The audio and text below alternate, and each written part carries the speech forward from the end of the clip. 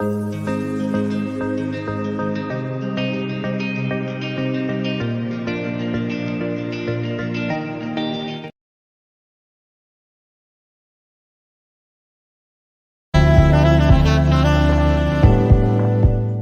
to USA Global TV and Radio, where our mission is to provide education, entertainment, hope, and inspiration.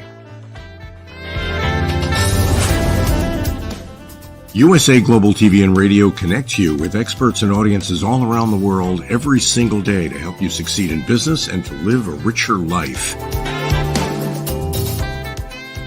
Visit us at usaglobaltv.com to learn about career and life-changing training and mentoring programs like the Listening Mentor.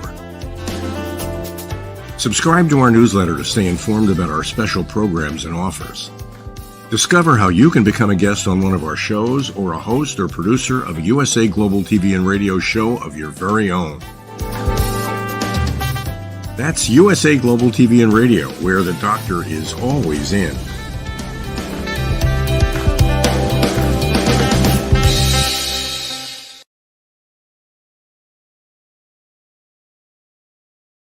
Good morning, good afternoon, good evening. Welcome home to USA Global TV and Radio, where we provide world-class education, entertainment, hope, and inspiration.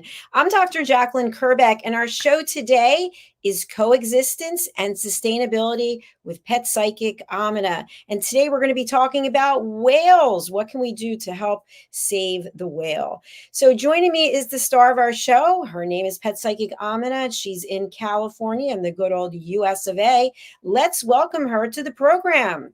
Hello there. How are you? I'm great. Look at this weather we've got behind us. I know, it's and fabulous. It's about the same at my place. Well, it's actually a little dismal here today, but there's always sunshine in my heart, as I know there is in yours. And by the way, the burning question of the day is, what does a pet psychic have to do with coexistence and sustainability? So you are a public speaker, you are a trainer, you are an advocate for all creatures having a space and a place in this world. Tell us a little bit about why you're passionate about saving the planet. I think the nutshell of this topic will be because I've been asked to, because God made me this way. I have loved all the little bugs and all the little birds and all the other animals I can get my hands on or read about. I read a lot when I was young, and I have been blessed with the opportunity throughout my life to actually work with some extraordinary animals and or be around some extraordinary animals. A place I worked for years had medical research chimpanzees. Well, what do you do after you make these chimpanzees sick or missing something? They come to a sanctuary like the one I worked at. And I've gotten to do this since I was 10 years old. I'm not 10 anymore, if anybody's guessing. So I am so pleased to be able to help everybody maybe look at something not just outside the box, maybe there isn't a box. And that's what we're going to make it fun and make it educational. Love to see your questions anytime. Thank you so much. I want you to know that I have grown and evolved, as I've mentioned many times since I've met you. And I went into the garage yesterday, opened the door, and an iguana came running in, shaking its tail and walking sideways. Yeah. And ordinarily in the past, I probably would have been screaming and yelling and freaking out. But instead, I calmly stood there and I said, would you please leave? I don't think you're going to like it in the garage. I'm going to leave the door open. Please leave. So I never saw it leave, but it's not in there. I don't know where it is, but I just wanted to let you know that I did not freak out because I thought it has a place. It's just not in this garage. And look at the learning in this one picture. And you and I both know we've learned so much from each other, just doing all of this great work and sharing everything that comes up. But I appreciate is that your vulnerability is you've been really, really open about you really hated this and it was really scary that. And watching both our responses to that, it's like, that's the first step. Can there be a change? Yes, if you're open to it. But you have to first say, maybe I need to leave the garage door open today. That's very true. That's very true. And that's what I did.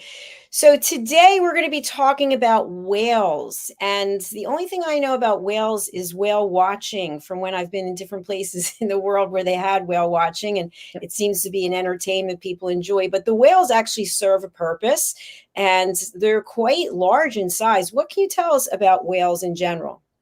In general, it is they're magnificent. They're absolutely magnificent. It is such an important part of the ecosystem wherever they are at, be it up in Alaska or down in some more warmer waters, wherever they are. Humanity almost wiped whales off the planet completely. And they eat the grasses in the water, believe it or not, under all of that water, salt or fresh. There are plants growing for all the species that live there. So just think somebody came into your backyard and said, I don't like that bug. I'm going to kill them all. And I'm thinking, you might not do that. And you can find historical records today of areas that have become like deserts, because you need the combination of not only an animal who feeds off the grasses and keeps them mowed down and keeps them small enough for the water and other little things and animals to thrive, but it's also their feces. That's not maybe a fun topic, but it's really important because these animals aren't eating Twinkies and Coca-Cola and ding dongs and whatever else, a million pieces of pizza. They're eating from the world they live in. So their digestion of all of this, and then as they defecate out, there's the fertilizer. We didn't have to go down to one of the hardware stores and get it. A lot of us have learned a lot that you've got to feed the soil. Can't feed the soil if you remove the reason why there is something that will feed the soil. And it's in water, it's out of water, it's in the deserts, it's everywhere. Every single thing you see has a circle of life and how it touches other animals, bugs, whatever it is. And this is us all getting there together. And we're really living our choices right now with how much heat is everywhere, how we're losing the rains. So it's not too late. I want to be the cheerleader and say it's not too late. Make a change, even if it's one change. Let's say you always just throw your trash away. How about recycling? Are you recycling anything or some? A lot of cities now have trash cans that are just for like cardboard and paper. And I don't know about you, Dr. Jacalyn. I bet you have even more mail than we get. It's always tons of paper. And we recycle it all. We've got to start there. It's small and easy, and hopefully you'll get into a habit of it. But just like people who chew gum and put it under a picnic table or something, that gum's going to be there forever, because gum specifically has a ton of preservation and chemicals in it that it's not going to go anywhere for years. Thank you so much. You bring up so many great points. I actually was out walking the other day and somebody was smoking. I'm so not used to being around cigarettes, and they just took the cigarette and just threw it. Yeah. I thought, really? I mean, and it'll be there in 6 days, 6 weeks, and 9 days. But if you think about all the forest fires and the wildfires, and so all made by just that. One person to just throw something. So anyway, I want to move on to the ocean and ocean life, as whales are living in the oceans, and in many cases, the oceans are polluted. You were talking about recycling, and I read a number of things that a lot of trash is put on barges and sent out to sea to other countries. And so, of course, whales and other creatures are living there. How does trash infect or affect the ecosystem of the oceans and the animals living there? The short story will be, it's about the quality of the water. So if you have just dumped anybody who's had a bath at some point in their life, and you see all those bubbles and all the soap, hopefully you washed your hair and all that is going down the drain. Have any of us stopped to think, where does the drain go? Where is, do we have a septic tank? Is it going straight into the ground? This is what's happening to wildlife. There is no filter. There's not a pipeline taking all that garbage. There's probably a pipeline for oil, and all that type of stuff, because we're taking that out of the waters and the locations that have that. Every time there's an oil spill, thousands and thousands of animals die, because you've taken a substance that's in the earth but not meant to be outside of the earth.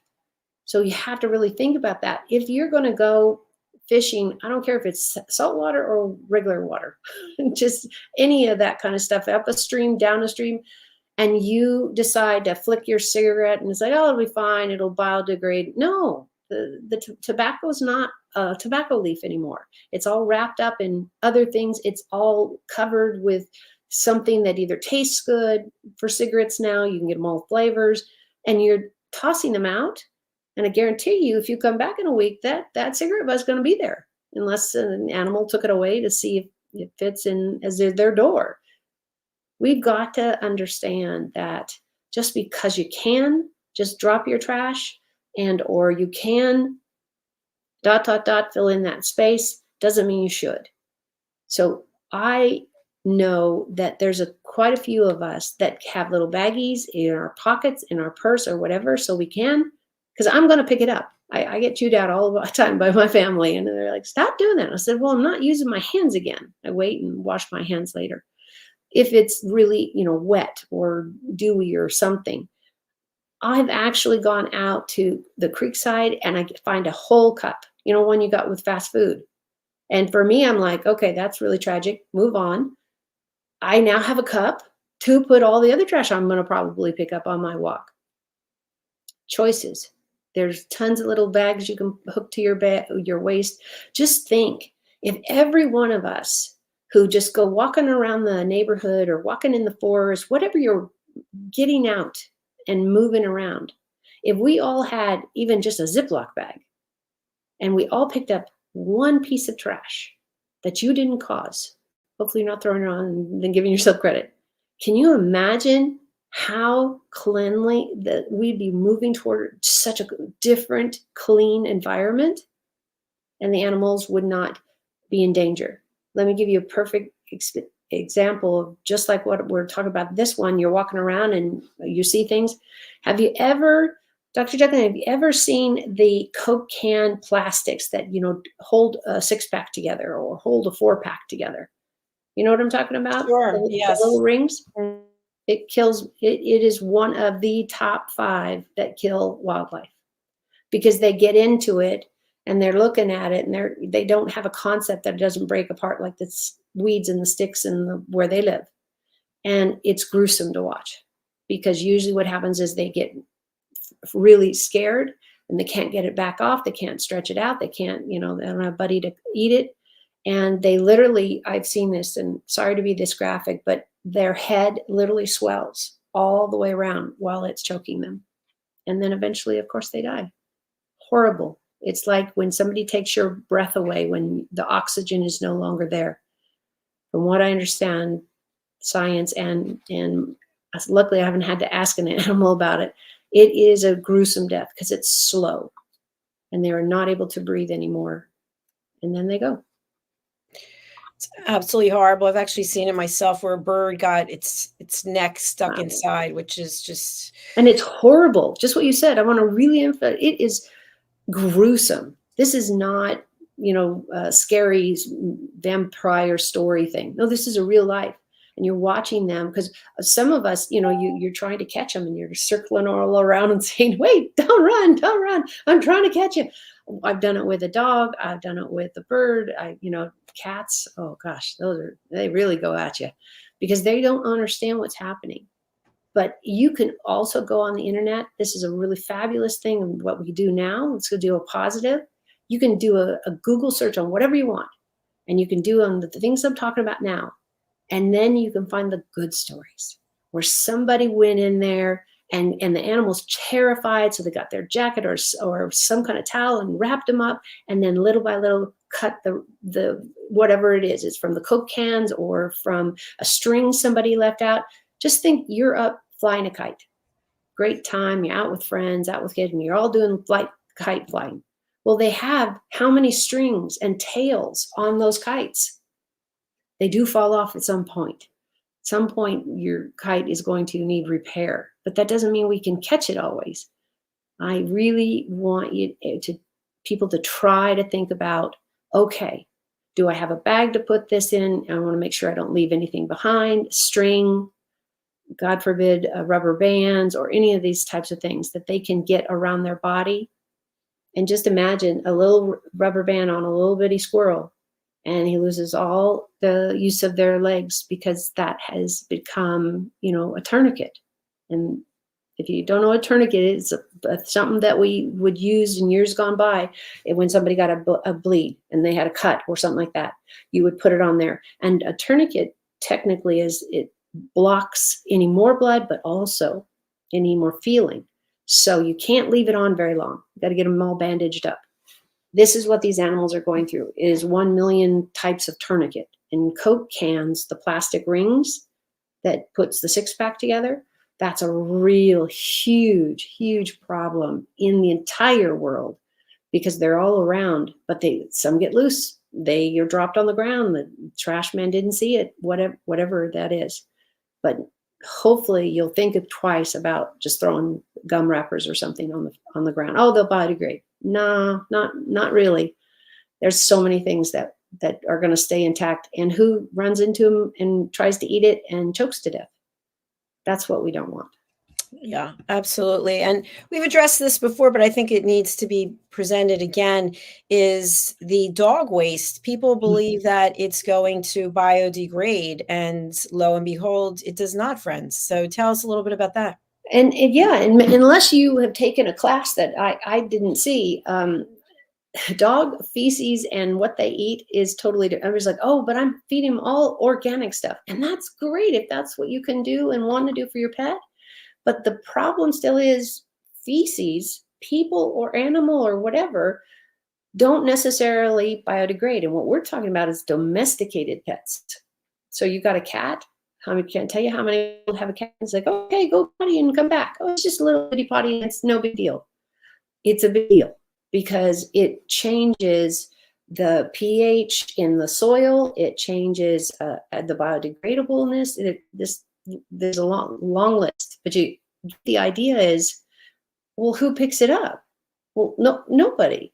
If you are talking about a herbivore, so just eat vegetables, there's not a lot of call for vegetable poop that I'm aware of. Now, canines and the ones that eat meat, everybody thinks it's different. It's a different digestion, but remember, somebody already digested it, and the feces are the after part. It's not the good part. It doesn't have the minerals and all of the good parts that the person or the animal who got it to eat it first. So please remember, if you've decided to have a pet, dog, cat, whatever you walk, I've seen lots of people doing different things, then also know, just carry a bag with you. First of all, you can get them on whole ropes and reels and just rip one off when you go out. Or like me, I save old bread bags. They're perfect. You can put your hand in, keep your hand covered, pick up the waste, pull it over, tie it off, put a bread tie on it, whatever it is. You don't have to spend a lot of money. And I wonder, I would love to see this scientifically out there. We'd have to get a lot of people to sign up for it. How much is, oh, I just don't want to because it'll be biodegradable, or I don't want to because it's dirty and gross, or I'd love to get, Dr. Jacalyn, get a science thing down and you have like a channel of 3 choices. What do you think about this? But let's leave everybody with, if you're feeding pet food, I don't care if it's steak off your table or dog food that comes in a bag, everything, animals don't have wild food. It's very, very uncommon because then you're taking more out of the whole circle. But when animals and people were eating from the soil, I will bet you there weren't a lot of potty questions or don't do this here. And it biodegrades pretty good in a good pace, especially you get the rain involved. Dog food, cat food, and anything you buy at the store is processed. It's the same thing. There was a test I know when I was in college that you take a Twinkie, everybody knows what those are, right? The little yellow cakes, and you put them out on a hot fence or whatever you want to do that's outdoors. Hopefully nobody gets to it, no animals or kids.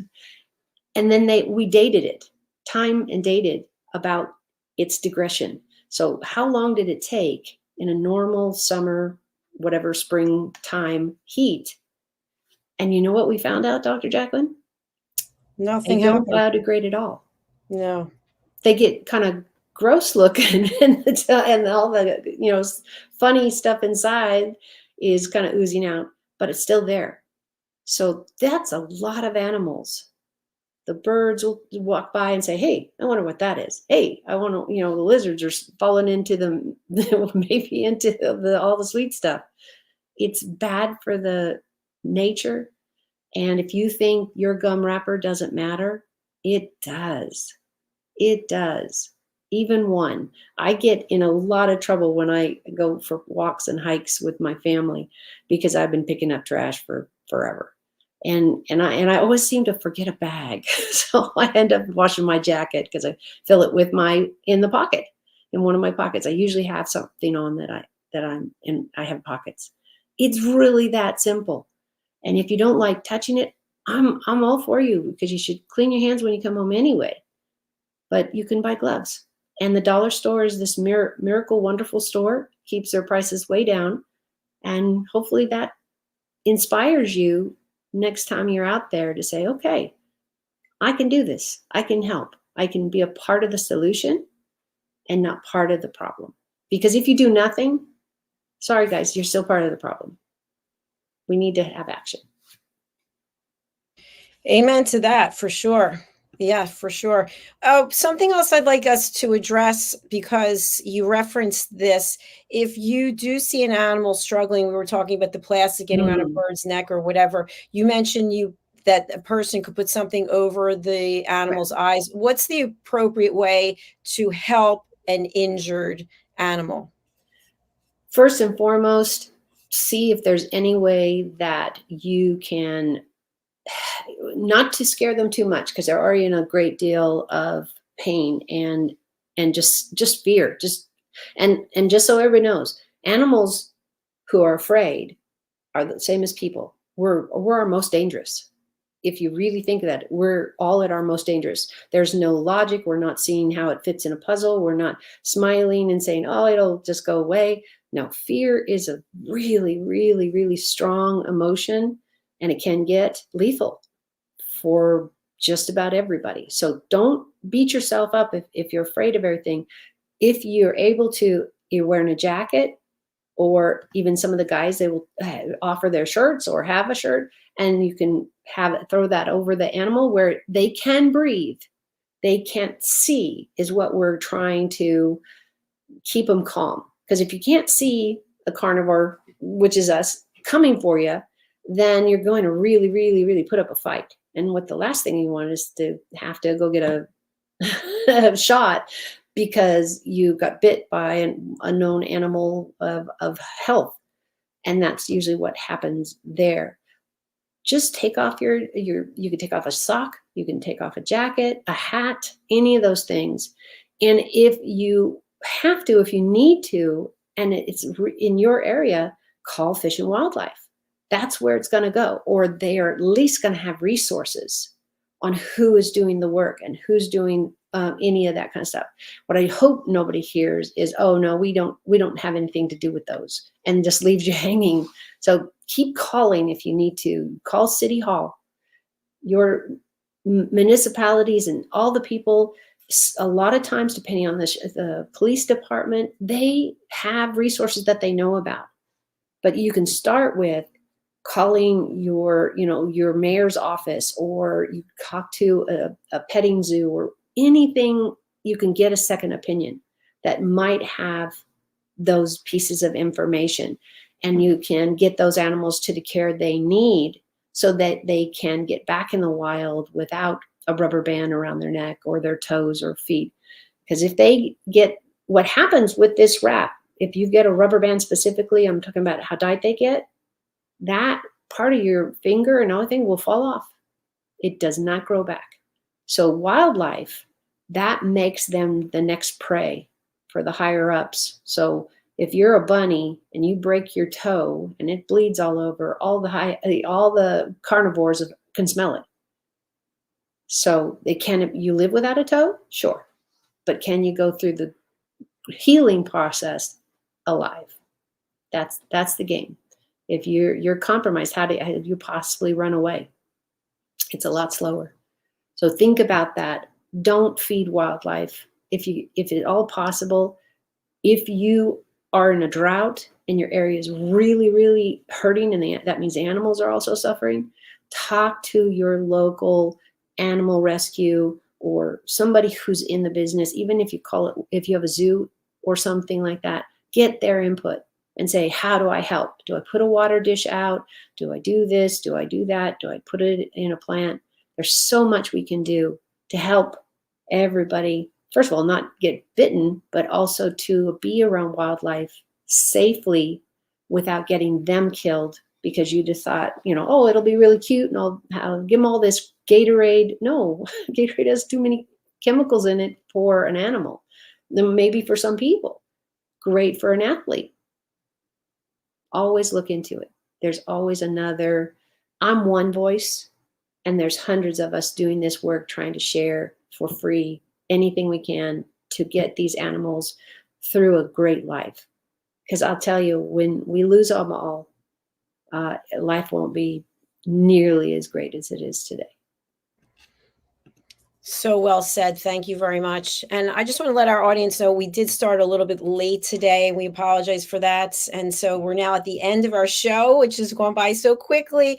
Pet Psychic Aminah, we look forward to seeing you next Friday. What's the best way for people to get in touch with you, and who's a good client for you? I'm going to leave that up to that person. But as you see, I have a very large breadth of experience and education. So I meet you where you are. If you're struggling with your pets that live with you or the ones outside with you, I have not only a degree in most of all of this, but I also lived it. I actually had a horse that nobody would take, so I took him on, who was allergic to alfalfa. If you know anything about horses, that's pretty much most their meal. So I've got a great deal of real life experience that I can help you through some creative ways. If that's you, give me a call. My email's even better. bridgingworlds.us is my website, and you can get more of our videos that we've been doing for this free information, and let me help. End of life is one of my specialties, so I have dealt with that with people who have passed or are on that transition, and animals themselves. So I can help you through quite a few really life-changing, but I want you to come out on the other end being healthy and maybe looking for that next pet. It's up to you and us to figure out, wait a minute, am I ready for a new pet? Or maybe I got the wrong pet, because cats aren't for everybody, dogs aren't for everybody, and everything else. So just let me know. bridgingworlds.us. All my details are there, and all these shows you'll get to see there on YouTube and there. Thank you so much, my friend. I appreciate it. It's always good to see you, and I hope you have a beautiful weekend. Absolutely. Bye for now. Bye. Thank you, everyone. We are closing out our week, and we are super excited to have you with us. Just a couple of very quick announcements. If you haven't subscribed to our channels, please do. We will be at 100,000 subscribers. Fingers crossed, toes crossed, eyes crossed. Not really. We're at 46,183 as of today. That was earlier. So please just go to YouTube and click subscribe. We have a second channel, which is Dr. Jacalyn Kerbeck, which we really weren't working on, but now are. And so we have a completely different audience on this channel, which is mostly women. and this channel, which is mostly men. Very interesting. So please subscribe to our second channel as well. There are all the announcements I have for today. If you'd like to be a guest on any of our shows, please do go over to our website, which is usaglobaltv.com. And also, I'll share one more thing with you. We have a brand new show starting with Maggie, the substitute teacher. Woo! And you can find more about Maggie over on Maggie's YouTube channel. And we'll be featuring Maggie. She'll be featuring us. It's food and femininity. How much fun is that? So please go and subscribe to her channel as well. Thank you again. Enjoy your weekend. And we look forward to seeing you tomorrow when we come back with more shows. Bye.